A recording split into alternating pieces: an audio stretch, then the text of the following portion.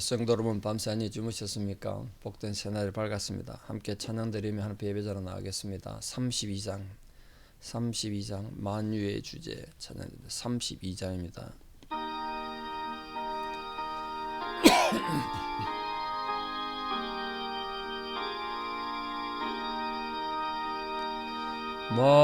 만유의 주제 존귀하신 예수 사람이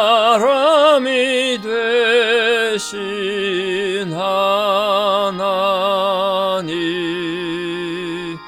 나 사모하여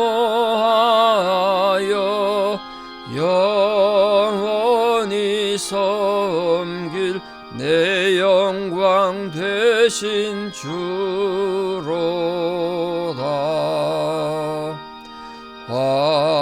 화려한 동산 무성한 저수목 아름답고 묘하나 순전한 예수 더 아름다워 봄 같은 기쁨 주시네.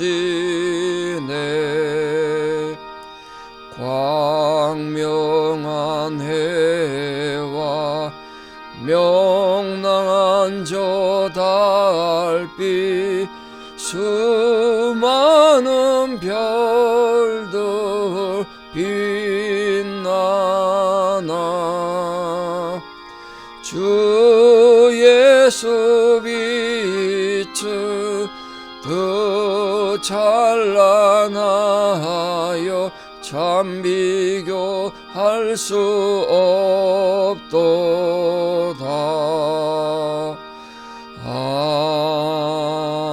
아멘. 사도신경으로 신앙 고백 드리겠습니다. 나는 전능하신 아버지 하나님 천지의 창조주를 믿습니다. 나는 그의 유일하신 아들 우리 주 예수 그리스도를 믿습니다. 그는 성령으로 잉태되어 동정녀 마리아에게서 나시고 본디오 빌라도에게 고난을 받아 십자가에 못 박혀 죽으시고 장사된 지 사흘 만에 죽은 자 가운데서 다시 살아나셨으며 하늘에 오르시어 전능하신 아버지 하나님 우편에 앉아 계시다가 거기로부터 살아있는 자와 죽은 자를 심판하러 오십니다. 나는 성령을 믿으며 거룩한 공교회와 성도의 교제와 죄를 용서받는 것과 몸의 부활과 영생을 믿습니다. 아멘. 2025년 3월 20일 목요일 새벽 하나님 주신 말씀 누가복음 16장 14절에서 18절입니다. 누가복음 16장 14절에서 18절 봉독에 올립니다. 바리새인들은 돈을 좋아하는 자들이라 이 모든 것을 듣고 비웃거늘 예수께서 이르시되 너희는 사람 앞에서 스스로 옳다는 자들이나 너희 마음을 하나님께서 아시나니 사람 중에 높임을 받는 그것은 하나님 앞에 미움을 받는 것이니라. 율법과 선지자는 요한의 때까지요 그 후부터는 하나님 나라의 복음이 전파되어 사람마다 그리로 침입하느니라. 그러나 율법의 한 획이 떨어짐보다 천지가 없어짐이 쉬우리라. 무릇 자기 아내를 버리고 다른 데 장가드는 자도 가늠함이요 무릇 버림당한 여자에게 장가드는 자도 가늠함이니라. 아멘. 이 바리새인들은 이 성경에 등장하는 참 문제적 인물인데, 근데 바리새인에 대해서 읽을 때마다 우리가 늘 조심하고 또 생각해야 될 건 현대 신앙인들이 굉장히 많이 닮은 부분이 있다 이런 생각을 많이 합니다. 바리새인에 대한 내용 읽을 때 우리 자신을 좀 돌아보고 신중하게 읽을 필요가 있겠다 그런 생각합니다. 오늘 예수님께서 바리새인들을 돈을 좋아하는 자들이다 이렇게 평가했습니다. 바리새인들은 자신들은 많은 수고를 하고 있기 때문에 그 대가로 하나님께 축복받는 건 당연하다. 그래서 돈을 좋아하게 됐습니다. 그러다 보니까 하나님과 재물을 동시에 섬기는 결과를 초래했습니다. 그러니까 예수님께서 하나님과 재물을 동시에 섬기지 마라 그러니까 비웃었다는 거 아닙니까?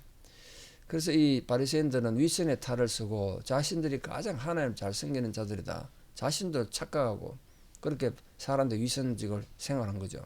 그러나 그들 관심은 물질이 있었다. 재물에. 왜냐하면 하나님을 전적으로 신뢰하고 따른다면 재물에 그렇게 연연하지 않을 텐데 결국 그들이 하나님을 섬기지 않고 있다는 뜻이죠. 그들은 스스로 의인으로 자처하면서 예수님께서 여러 가지 비유로 그들을 참 날카롭게 지적하고 바리새인과 참 많은 다툼을 가졌던 것 성경에 기록되어 있죠. 한 100번 정도 바리새인과 갈등을 빚은 걸로 뭐 중복되는 것도 있겠습니다만 사복음서에 기록되어 있는데 이 바리새인 입장에서는 한낱 시골 출신의 이름 없는 랍비 얼마나 웃었겠습니까? 그래 비웃었대요. 오늘 예수님 보고 비웃었대요. 예수님 가르침을 두고 비웃었다. 그러니까 여기서 정말 중요한 교훈을 얻는데 스스로 교만한 자들은 그 교만에 눈이 가리워져서 진리가 귀에 안 들어오고 눈에 안 보인다. 우리 성도님도 어떻게 하든지 교만하지 않도록 조심하고 또 조심하지 않으면요 어떤 진리가 외쳐져도 귀에 안 들린다고요. 그래서 하나님 앞에 15절 보면 스스로 옳다 여긴 자들은 미움받는다. 사람 앞에 높임 받기를 원하는 자들이다. 거죠. 이 바리새인들은 율법을 지키는데 매우 엄격했습니다. 뭐 이유가 있긴 해요. 당시 헬라 문화의 영향 때문에 이스라엘도 지켜야 되고 자기 종교를 지켜야 된다. 뭐 그런 의미는 있을 수 있죠. 근데 이게 너무 지나친 거예요. 거기에 대한 자부심과 자존심이 너무 셌습니다. 그래서 유대교 안에 바리새인 말고도 사두개파도 있고 에센파, 바리새인도 바리새파라는 한 분파입니다. 이게 이 다른 종파들이나 다른 일반 백성들은 무시한 거예요. 이스라엘 전역에 한 200만 명 인구가 있었는데 이 바리새파가 6천 명 정도밖에 안 됐으니까 소수잖아요. 그들은 자신들만이 정통적인 율법의 수호자고 백성들의 종교의 지도자다. 그런 자체에서 백성들에게 존경받고 국가로부터도 그렇게 합당한 대우받기를 원했습니다. 늘 대우받기를 원했죠.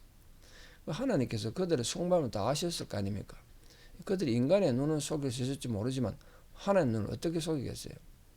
그래서 하나님 이토록 영적인 교만한 인간을 가장 싫어하시고 하나님의 큰 죄라는 거예요. 따라서 바리새인들의 이 교만은 스스로 하나님부터 멀어지는 원인이 됐습니다. 교만 때문에 멀어지는 거예요. 우리들도 정말 신앙적으로 교만하면 참 보기도 싫을 뿐 아니라 본인한테 엄청 불행입니다. 영적으로 교만한 자들 그런 자가 안 되도록 정말 조심하셔야 돼요.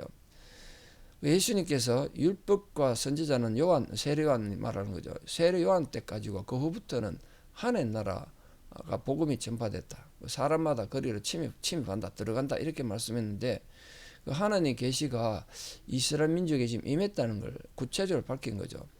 그 이스라엘 민족은 율법, 그게 모세오경을 말합니다. 선지자, 예언서를 말하는데 이런 걸 통해서 하나님 음성도 듣고 하나님 뜻도 물어봤지만 그게 이제 세례 요한 때까지로 끝났다는 거예요. 세례 요한은 구약 성경 최후의 선지자다. 그렇게 아시면 좋겠습니다. 그리고 예수 그리스도 오심을 예비했던 자도 그 이후에 이제 예수님이 오셔서 하늘나라 비밀을 통해서 직접 말씀하시고 하늘나라를 보여주셨습니다. 또 예수님이 이 땅에 오심으로써 천국이 하늘나라가 이 땅에 임한 거 아닙니까? 그 하나님 나라가 이제 그들 속에 찾아와서 그들이 복음을 직접 선포하고 있습니다. 이게 하나님 나라에 이렇게 임재하면 하나님과 이스라엘 민족 사이에 이미 구약시대 오래전에 약속된 그 약속이 이루어진 거죠. 예수님 오심으로써 이 약속이 성취된 겁니다. 그러면 모든 사람이 하나님 나라에 참여하려고 그곳에 들어가려고 찾아오며 많은 수고를 당연히 해야 되는 거죠. 하나님 나라 왔으니까 그리로 들어가야 되니까. 예수님 말씀의 핵심은 이미 율법과 선지자 시대는 갔다 이제. 하나님 나라가 너희들 임했다. 그런데도 불구하고 바리새인들은 계속 하늘나라를 거부하고 율법 준수하는 것만 고집하고 있었다. 그건 잘못된 것이다. 그걸 지적한 겁니다. 그러니까 우리도 교리나 뭐 교파 문제, 성경을 문자적으로 해석하는 이런데 얽매여가지고 자기 신앙 정통만 주장하는 건 정말 잘못된 겁니다. 진리는 그렇게 정통에 매이지 않습니다. 하나님께서 원하시는 것은 형식적인 교리 준수, 그런 금욕적인 인생활보다도 믿음 안에서 참는 자유를 누리고 진리가 풍성한 삶을 원하는 겁니다. 그래서 예수님께서는 율법의 한 획이라도 떨어지는 것보다 천지에 없어지는 게 쉬울 것이다. 그렇게 말했습니다. 이 히브리어 글자는 점 하나 찍는 것에 따라서 많이 꼬부라지나 덜 꼬부라지나 이 따라서 글자가 완전히 달라집니다. 예컨대 이렇게 우리나라 기역자처럼 이렇게 되면 이 카프인데 옆에 약간 꼭 꺽쇠가 붙은 빼다라는 글자가 돼 완전 다른 글자가 돼 버립니다. 환획이 그만큼 중요한 거예요. 그 말은 율법의 작은 부분이라도 결코 그냥 없어지진 않는다. 이 세상이 없어지기 전에 하나님 구약에서 말씀하신 거 다 이루어진다. 다 이루어졌죠. 실제로 예수님 이 땅에 오심으로써 복음이 다 성취했다는 율법을. 그런데 이 율법의 의미를 바로 알지 못한 바리새인들은 그걸 거부한 거죠. 이 복음은 율법의 완성인데 그 율법의 완성이 뭔데? 사랑입니다. 사랑. 은혜고 용서입니다. 예수님 복음의 핵심이 사랑이고 죄 용서 아닙니까? 그래서 복음이 율법의 완성이 된 거예요. 그 마지막으로 예수님께서 이혼에 대해서 지금 말씀하고 계시는데 결론적으로 말씀드리면 이스라엘 사람들은 율법의 규정에 하면 이혼할 수 있도록 그렇게 했거든요. 이유가 있습니다. 아내가 음행을 저지를 경우 그럴 경우도 잘 있겠습니까? 요즘처럼 뭐 발달한 시대도 아니고. 그러니까 이혼이 굉장히 힘들게 해놨습니다. 함부로 이혼 못하게 해놨어요. 예수님 말씀의 본질은 복음은 이혼을 가능하지 말라는 거였다 이런 뜻이라고요. 근데 당시 바리새인 지도자였던 힐렐이라는 학파가 있는데 가말리엘, 힐렐 두 학파가 있었는데 그중 힐렐은 여자가 음식을 잘못해도 이혼할 수 있다 이렇게 막 가르쳤단 말이에요.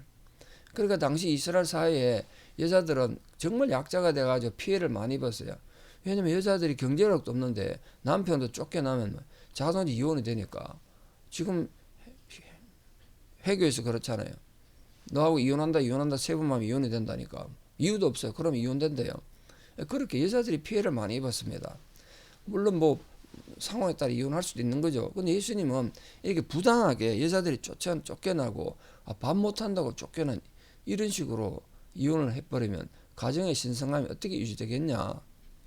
정말 사람이 가늠한 정도 아니면 헤어지면 안 되는데 함부로 막 이혼을 하니까 그래놓고 또 다른 여자 만나면 그 가늠하는 것이다.